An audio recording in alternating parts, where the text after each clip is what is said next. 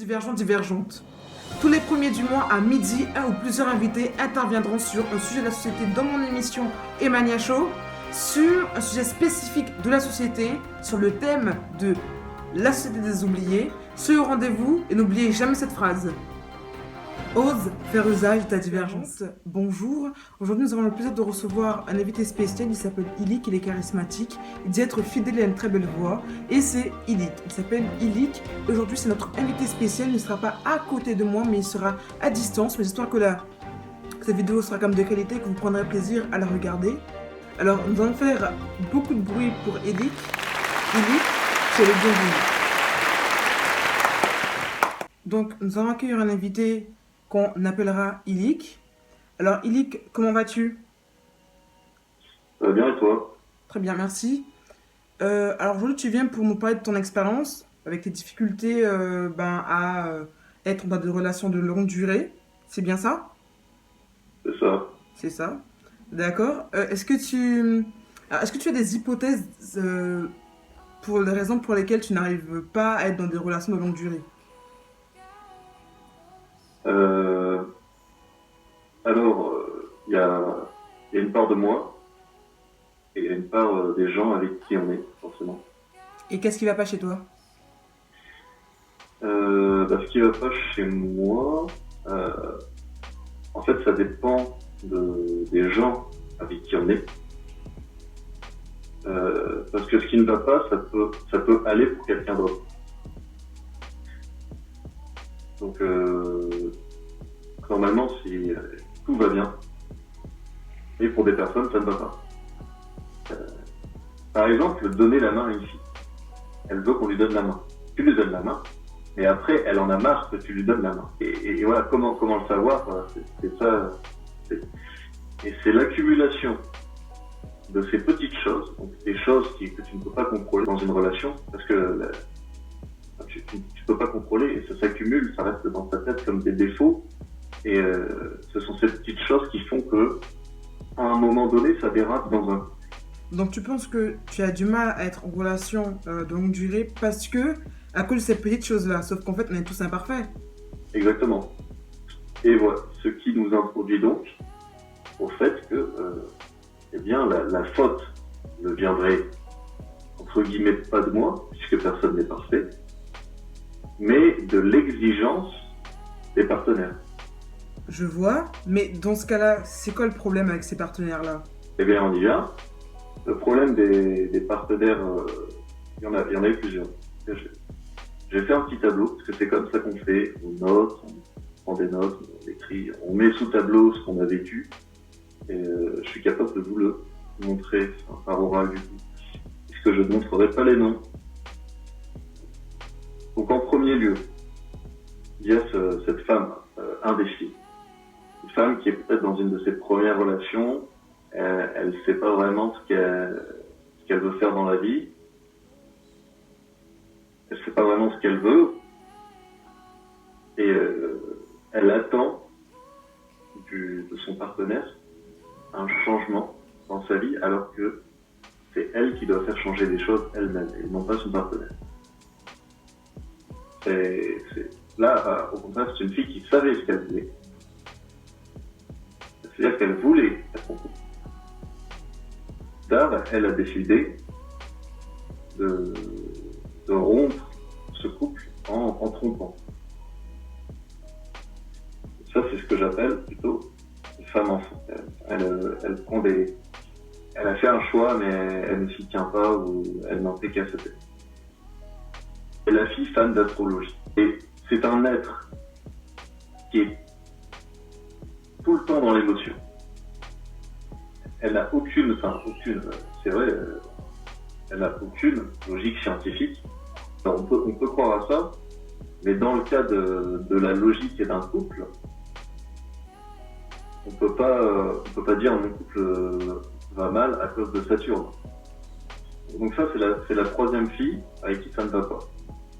C'est la dernière des filles.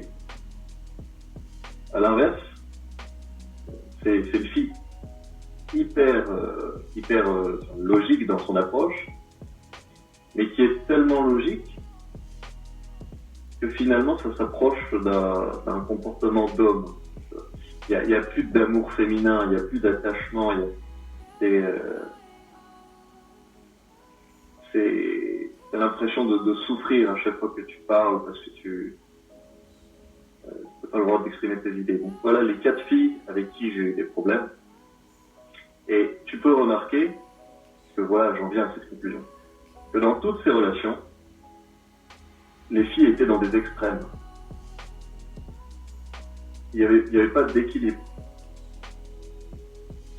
Je vois. Et comment on peut savoir qu'elles sont dans des extrêmes si la fille ne cesse de te dire bah, ce n'est pas moi qui suis différente, c'est toi.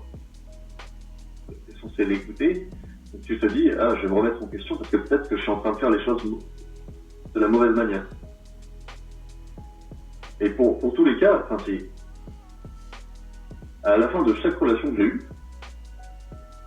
Oui. je n'ai pas eu à changer pour la suivante. J'ai toujours réussi à séduire une autre fille. Finalement, le problème ne vient pas de moi, mais de la fille qui pense que ça va coller. Donc par rapport à ce que tu viens de dire, je vais rebondir sur plusieurs choses. Donc premièrement, tu disais que les fautes c'est les autres. Mais est-ce que tu n'as pas l'impression de dire, dans une petite référence à Youssoufa, On fait des erreurs, mais on préfère rejeter la faute. Et on se contentera de dire que l'enfer, c'est les autres. l'enfer c'est les autres. Finalement, est-ce que c'est pas un peu horrible de dire, bah, rien à voir avec moi, mais c'est les autres qui font des erreurs. Et deuxième point, je dirais, est-ce que aussi t'as pas l'impression que bah, aujourd'hui, on n'accepte pas les gens tels qu'ils sont, mais qu'on voudrait les changer aussi. Est-ce que tu peux essayer de rebondir sur ces 2 points?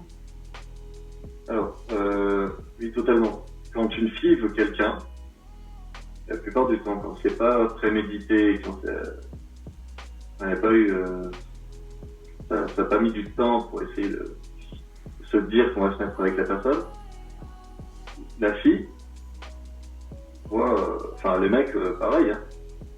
Dans les relations, on voit un peu comme si on était un enfant, tu vois, comme quand tu es un enfant, tu veux un jouet, et une fois que tu l'as, tu t'en désintéresses. Aujourd'hui, tous les jouets que tu avais quand tu étais petite, bah, t'en as rien à foutre, tu vois. Et ben là, c'est pareil avec les relations.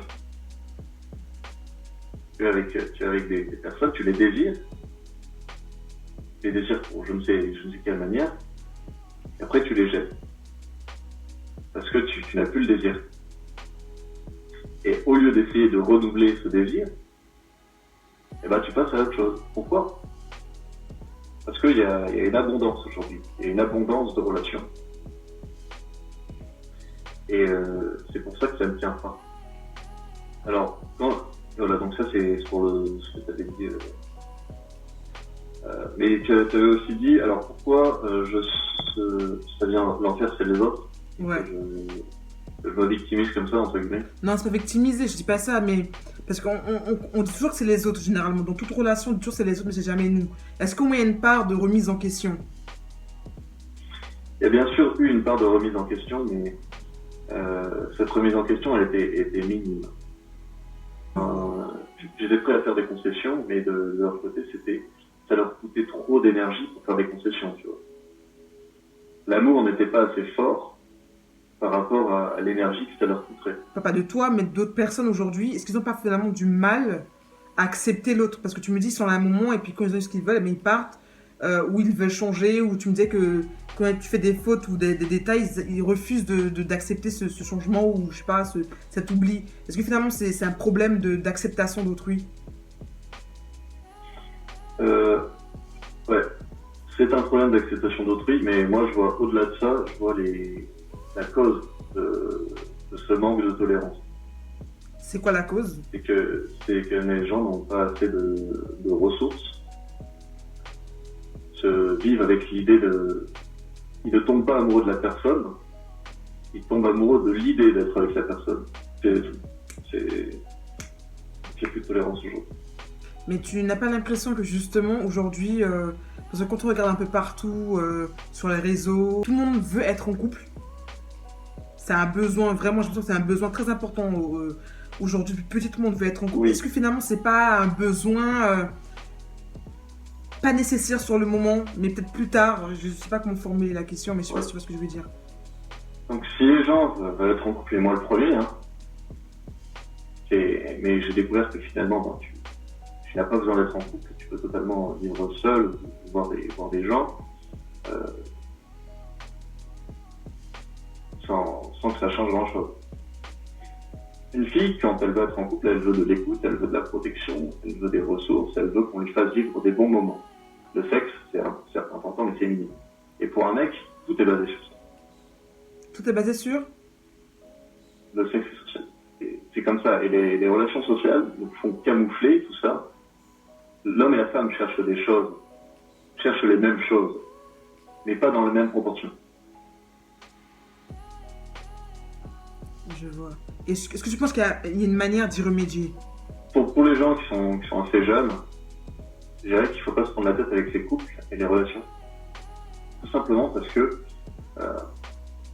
voilà, c'est un peu comme j'avais dit avant, la société de consommation. Tu as envie d'une personne, puis après tu vas prendre une autre, ou si tu as le choix, tu changes. Les relations, le couple n'a plus vraiment aucun sens.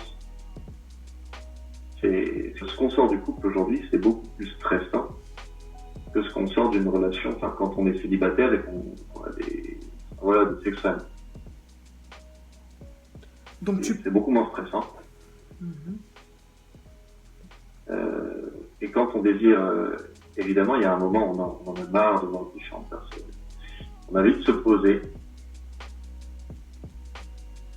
Mais la société d'aujourd'hui fait que on ne peut pas se poser avec n'importe qui. Il faut vraiment qu'il y ait quelque chose. Et la plupart du temps, ça n'arrive pas. On essaie de se convaincre qu'il y a quelque chose, mais non, ça ne marche pas. j'ai une autre question. Alors tu disais que selon toi, tu répondais aux critères, c'est ça? C'est-à-dire Oui. musclé, grand ou blanc. Mais que c'est pas un plus pour toi malgré tout aujourd'hui, puisque tu n'arrives pas à être dans des relations à longue durée. Est-ce que tu peux en parler rapidement? Genre, c'est quoi ton analyse en fait? Alors, c'est aujourd'hui, quand on a la vingtaine, les gens ne sont pas assez matures. Ils aiment se donner cette maturité et cette tolérance, mais les gens ne sont pas assez matures. Même s'ils ont un tas, même s'ils sont les gens n'ont pas d'expérience. Ils ne sont pas assez matures pour être en couple, pour avoir des relations de longue durée. Et c'est d'autant plus dur de trouver quelqu'un qui pense vraiment à fonder une famille quand on a 20 ans et quelques. Donc le problème, je dirais, pour quelqu'un qui cherche à se mettre en couple, qui cherche à se poser comme moi, puisque maintenant c'est pas que j'ai même plus l'espoir en fait d'essayer de trouver une relation de longue durée. Vu comment ça se passe, vu à quel point c'est dur, je préfère attendre et voir si ça marche. Mais voilà, c'est le problème quand on est dans mon cas. Je dirais que vous allez vous remettre en question, mais n'oubliez pas que les personnes justement essayent de vous remettre en question, alors que vous n'avez rien à changer. Imaginons, je me dis, finalement je suis bien, je devrais pas changer, et qu'une personne vienne et me dise, ben tu devrais changer ça et ça et ça. Donc on se pose en couple et voilà. Mais est-ce que finalement, le fait de refuser de changer, entre guillemets, pour la personne, c'est ne pas vouloir faire des concessions? C'est que juste la personne n'est pas prête à être en couple. Donc on est bien d'accord. Donc faire une personne changer et faire des concessions, c'est pas la même chose, ou c'est pareil? Changer et faire des concessions. Ouais. Pour moi, faire des concessions, ça doit pas influencer négativement la personne. Donc c'est la même chose ou pas? Je dirais que changer, ça peut être pour le meilleur et pour le pire. Et faire des concessions, généralement, on ne fait pas des concessions justement pour pouvoir se droguer ou c'est censé mener à quelque chose de positif, je pense. Je vois. Donc, je voulais rebondir sur ce que tu parles de la fille astrale, là. Par rapport à ce que tu me dis, tu penses pas qu'on devrait attendre le mariage pour être en couple? Alors, ouais, ça dépend. Pour le sexe ou... Alors, pour le sexe, et pour vraiment se poser comme on le faisait à l'époque, en fait. Alors, en fait, oui, j'espère que tu as encore du temps. Le mariage, si aujourd'hui les gens font l'amour, c'est parce que de l'un, ça leur fait plaisir. Et que surtout, on peut le faire sans forcément avoir un bébé sous les bras. Ou alors, bon, je dis, il y a toujours le sida, mais une maladie sexuellement transmissible, mais c'est beaucoup plus accessible aujourd'hui. Les gens le font parce que ça leur fait plaisir, alors vous pouvez pas. Et je pense que non, aujourd'hui il faut vivre avec son époque et il faut profiter justement de pouvoir le faire, toujours en se protégeant. Et que le mariage, en fait, c'est quelque chose qui a été créé justement pour faire un business. On ne marie pas les personnes par amour. Le seul vrai mariage, c'est quand tu vois deux personnes et que tu vois qu'elles sont amoureuses. Quand tu vois un vieux et une vieille, je sais pas, ils ont 85 ans, 90 ans, ils sont entrelacés et ils sont toujours en train de s'aimer. Ça, c'est l'amour. Il n'y a pas besoin de mariage pour attester de je suis marié ou pas. Et d'ailleurs, dans des écrits des philosophes, je ne sais pas si c'est Voltaire qui a dit ça, il avait dit que le mariage, et l'amour en général, c'est quelque chose qui était un ciel dégoûté. Parce que ça fait de l'argent sur l'amour. Alors que justement, ça dénature. Je vois. Mais du coup, est-ce que tu as quelque chose d'autre à ajouter par rapport à tout cela? Parler au maximum de personnes et de voir le maximum de personnes. Et ne vous mettez pas en couple tout de suite. Acceptez de ne pas être exclusif à la personne. Voilà. Parce qu'aujourd'hui, tout le monde trompe, tout le monde fait son affaire, et tromper, c'est devenu normal. Une dernière question. Vas-y. Vas-y. Il ne faut jamais savoir sur qui on tombe. En fait.